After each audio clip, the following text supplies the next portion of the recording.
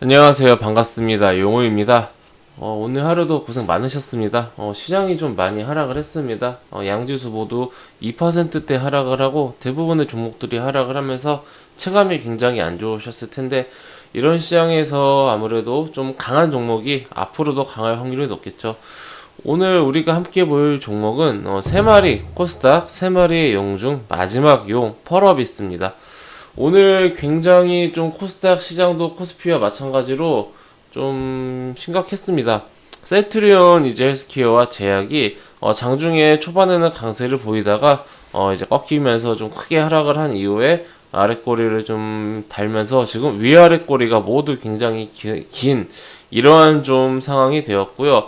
그리고 이제 뭐 나머지 3, 4위 바이오 종목들도 그냥 약세인 이런 상황, 2차전지도 약세 뭐 이런 식의 뭐 흐름이 좀 나왔는데 제가 코스닥 3마리의 용을 이제 하기에 앞서 설명을 드릴 때 그런 말씀을 드린 적이 있습니다. 우리가 지금 코스닥 상위 종목을 봤을 때 바이오 종목들이 너무 많다. 상위 종목들은 대부분은 바이오 종목이고 그리고 상위 종목까지는 아니더라도 한 중상위 종목 그런 종목들 보면은 반도체가 대부분이다. 결국은 코스닥은 바이오와 반도체 이 두 업종이 굉장히 크게 비중을 차지하고 있고 그리고 최근에 떠오르는 게 뭐 2차 전지 같은 거, 뭐 에코프로비행 같은 종목들 굉장히 이제 크게 떠오르고 있죠. 이런 종목들이 좀 굉장히 많기 때문에 좀 상대적으로 바이오는 이제 코스피 코스닥 안 타고 좀 같이 움직이고 개별적으로 움직이죠. 바이오는 어떤 기업에 뭐 임상이 좀 성공했다라든지 호재가 생기면 그 종목은 지수 상관없이 그냥 상승을 하고 전체적인 분위기 자체는 셀트리온 삼형제가 셀트리온 그룹이 이끌어 가지만 어쨌든 이제 바이오는 각계 전투의 그런 성향이 강하고 반도체는 코스피를 추종하는 그런 경향이 강하죠. 물론 이제 오늘 리노고처럼 강보합을 하는 경우도 있지만 대부분 이제 좀 추종을 한다. 우리가 좀 그렇게 생각을 할 수가 있습니다. 그렇다면은 우리가 순수하게 코스피와 좀 관련이 없는, 그러니까 코스피 시장과 약간 좀 거리가 있는 우리나라 코스닥 시장만의 개성 있는 종목들은 어떤 게 있을까라고 이제 접근을 한 게 이제 코스닥의 세 마리의 용이었죠. 그 중에서 처음 소개드린 게 JYP, 그 다음에 스튜디오 드래곤. 오늘 이제 마지막으로 말씀드린 게 펄어비스입니다. 이 펄어비스라고 하면은 코스닥 시가총액 지금 7위입니다. 이거 얼마 전까지만 하더라도 한번 9위, 10위 여기서 왔다 갔다 했는데 지금 갑자기 어부지리로 7위까지 올라왔네요. 저도 이 순위표 보고 당황했는데 우리가 얼마 전까지만 해도 카카오 게임즈보다 아래에 있어가지고 야, 이거 카카오 게임즈를, 과연 이제 역전할 수 있을까요? 시가총액으로. 그런 이제 좀 이제, 말을 한지 사실 며칠 안 됐는데, 요 며칠 사이에 지수 하락이 굉장히 강했죠.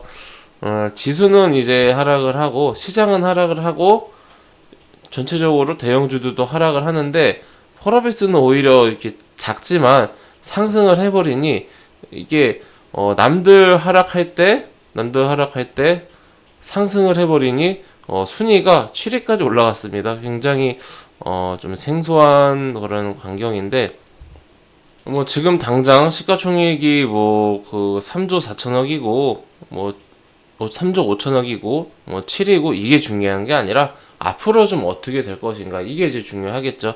제가 펄어비스를 왜 이게 세 마리의 용중 코스닥 세 마리의 용중 한 마리로 한 종목으로 뽑았는지 또 이제 설명을 드리는 시간 갖도록 하겠습니다.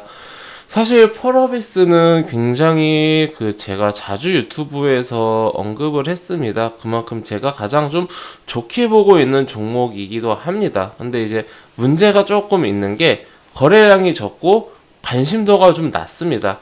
그러다 보니까 이게 큰 종목인데도 불구하고 거래 대금도 보시면은 굉장히 작아요. 이거 거래량 없는 날에는 거래량 없는 날은 몇 100억도 안 됩니다.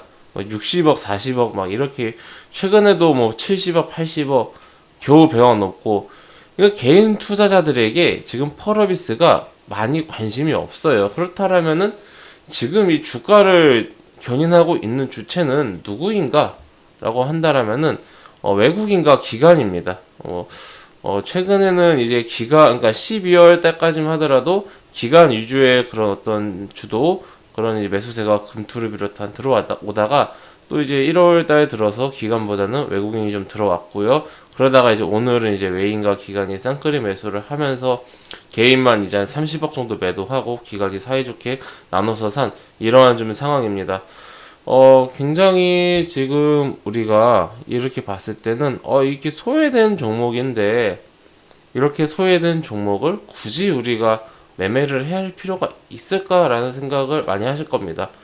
개인들한테 인기가 없는 종목을 우리가 왜 매매를 해야 하나? 근데 이제 회원님들 최근에만 어떻게 보면은 이제 그 연말 연초 아니면 뭐 좀 길게 보자면 코로나 쇼크 이후로 개인의 수급이 시장을 주도하는 거는 불과 뭐 짧게는 몇 주, 뭐 길게는 몇 개월 되지 않습니다. 한국 증시 30년 역사상 30년도 넘었죠. 굉장히 긴 세월 동안 대부분 한국 증시는 외국인과 기관이 주도를 했습니다. 그래서 지금 어찌 보면은 주식 투자를 처음 하시는 분들은 개인이 매수를 해야 종목이 상승을 한다. 뭐 예를 들어서 최근에 삼성전자라든지 뭐 SK 하이닉스, LG화학, 뭐 삼성 SDI 등등등 외국인과 기관은 엄청나게 팔아도 개인이 매수를 하면서 끌어올리는 장면을 많이 보셔서 거기에 익숙해져 있으시겠지만은 그게 조금 좀 특이한 경우다. 네, 이렇게 좀 우리가 좀 설명을